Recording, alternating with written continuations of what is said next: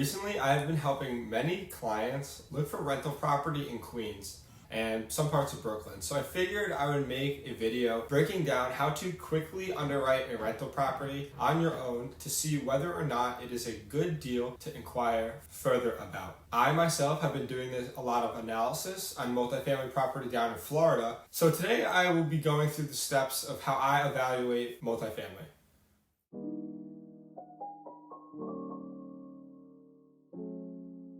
My name is Tom Santella, the go-to real estate agent in Brooklyn, New York, and now also helping clients with all things real estate through Long Island and Queens as well. So if you would like help finding the right rental property, you can always schedule a call with me, but today I will show you how to do this on your own.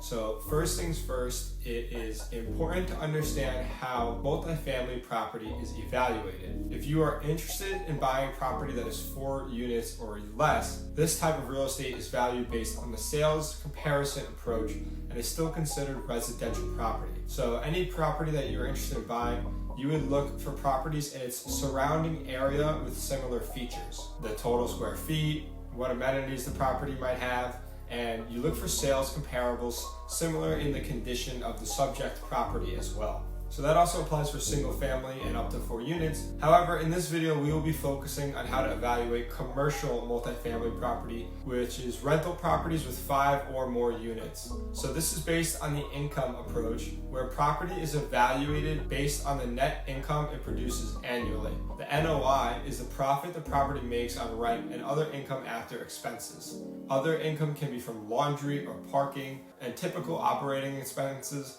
include taxes, insurance, reserves set aside for maintenance, repairs, landscaping, and utilities. So let's look at an example to best show how to underwrite a deal. Here we are looking at a 12-unit outside of Sunnyside Gardens, Queens.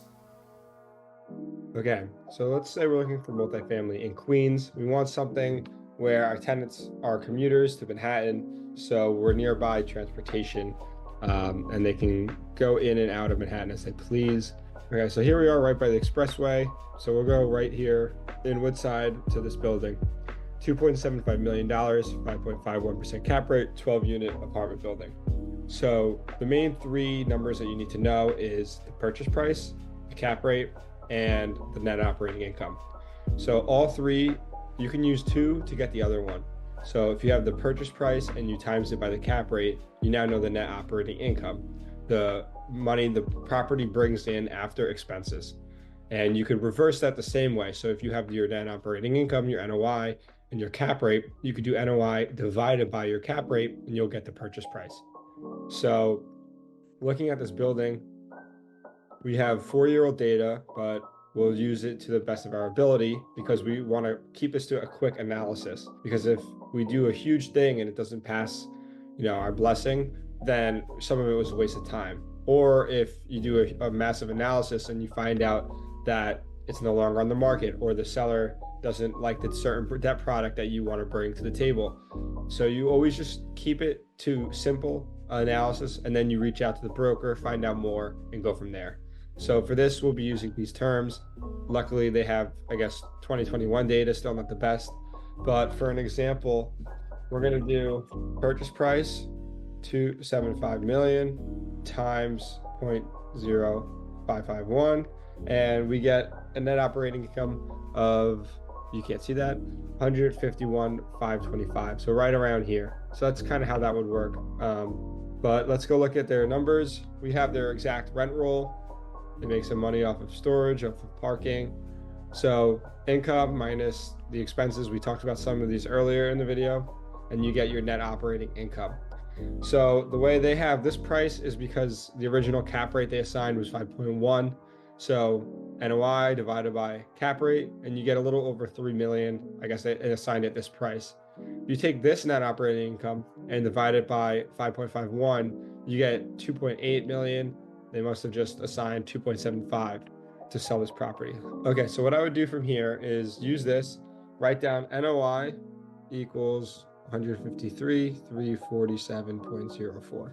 So you analyze the deal, and let's just say this fits your buy box. You would then call the broker, find out more about the property, make sure it's everything you want and more, and then you kind of establish debt that allows you to own it. So if you looked at normal conventional lending, this property wouldn't pencil out simply because your debt is more expensive than your return. So 7% interest isn't going to pay you money on a 5.51% cap rate. And to show you how that works, we can do, let's say conventional, 25% down. So 2.75 times 75%. So that's what you're getting a loan on. And then we'll plug this into just an average everyday loan calculator. Loan amount, loan term, interest rate 7, annually compound, monthly APR, payback every month, calculate. So we would have a $13,721 payment every month. Times that by 12, you get $164,662.32. So that is our payments every year. So if we want to get lended on, we need at least a 1.25% DSCR, debt service covered ratio. So it's how well your debt is serviced by your income. So then if it's 1.25, we need to have that cost times 1.25, and that will tell you the minimum net operating income you need. So it would be on this, if we want a conventional loan at 7%, $205,827.9 a year. And if we look, we're not even close to that. So in that case, big X, this property would not work at conventional lending. However, if you really wanted to own it, I would get on the phone, call the broker. Is the seller interested in carrying a note? So seller financing. And if you haven't seen the intro to that video, I made one. Go check it out at the end. It'll tell you more about that. But I would negotiate a rate that's under the cap rate. And that's where your profit would be. As long as your debt is cheaper than your return, you will be good. And the property will pay for itself. So maybe seller financing at a 4% interest only. So now if we did that same amount, we'll say, we'll stick with 25% down. So 2,062,500 times 4% divided by 12 gives us a monthly payment of $6,875. Just to know your monthly, that's why we did that. But times it by 12 again, you get $82,500. So that's your payments for interest only on the loan. Now, times it by 1.25, and that gives you your minimum NOI requirement of $103,125. Where do we stand? So in that case, we would be good because we have a net operating income of $153,347. So in that case, the property would pay for itself. But then the next question that would come is, well, when that note is due, let's say it's 5 years from now, you would have to refinance into long-term fixed rate debt, and at whatever the current interest rate is then. Hopefully it would be lower, and that would be good. Otherwise, you would negotiate terms with the seller to extend, or you would need to make improvements to the property where you gain an equity position and increase the cash flow that would then pay for the note payoff down the road. So that is how I would analyze a building. Ensure that it could pay for itself and you're not going to be reaching out of your own pocket. So it goes deal, then debt, and then equity. So that is the initial outlook that I do on properties. And if this would make sense, I would then call the broker and learn more about the property and see that it fits what I'm looking to acquire, what the seller's motivation is, and what they are looking for and are open to. Structure the debt and down payment accordingly so the property pays for itself. Negotiate and then head to closing once the terms are settled. Equity can come from your own money, or if you are looking to raise capital, then you go around and start calling private lenders and potential partners, family and friends, and all that fun stuff.